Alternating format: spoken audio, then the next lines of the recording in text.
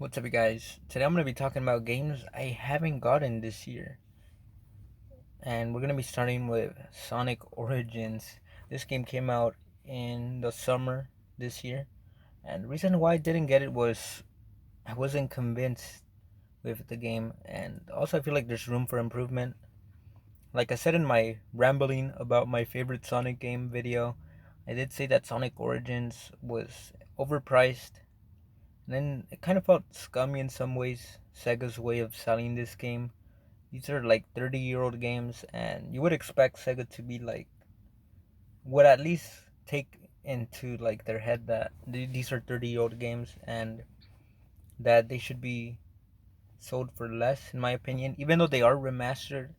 The mobile version, if you wanted to play these games, it'd probably take less than $10 to play all these games.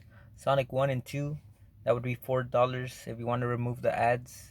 And with CD included, that'd be like $6. It would be less than $10 if you want all these four games.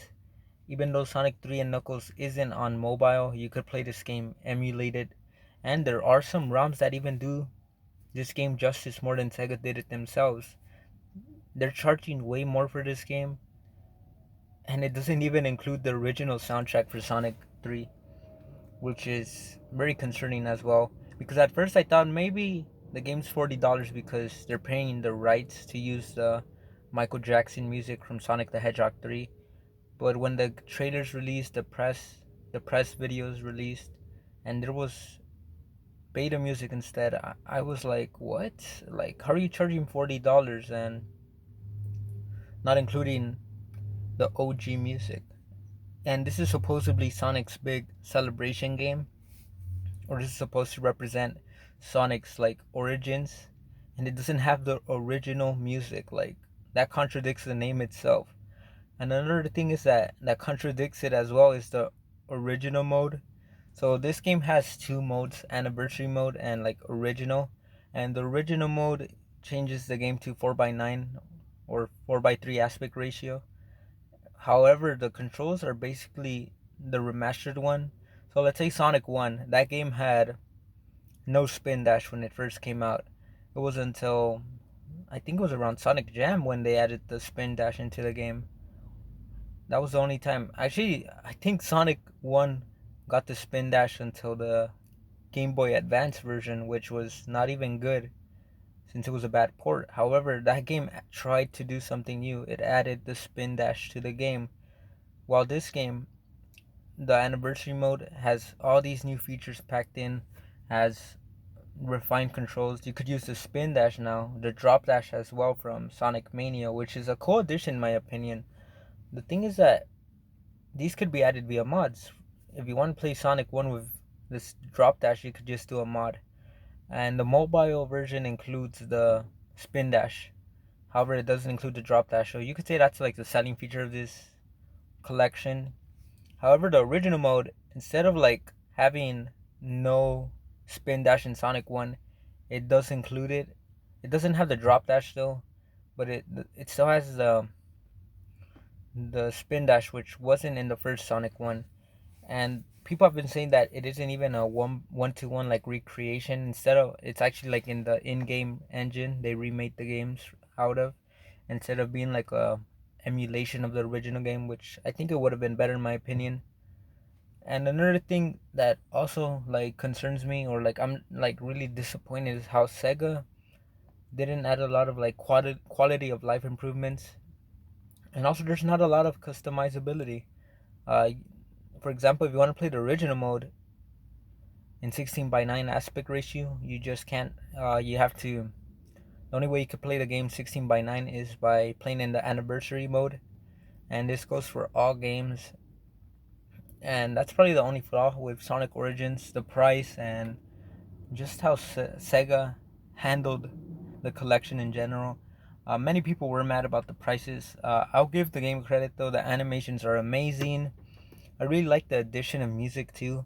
However, Sega also messed that up. The bonus features they added, for example, mission mode, is also a cool addition, but the museum they have is kind of lackluster. It has music from throughout the series. However, this music isn't even labeled correctly. For example, the Knuckles Chaotix music has some like misspelled and also like not named correctly, which is a flaw. And another game I haven't gotten this year is Nintendo Switch Sports. That one came out in April, if I recall. I didn't get this game because I don't know, it just didn't grab my attention.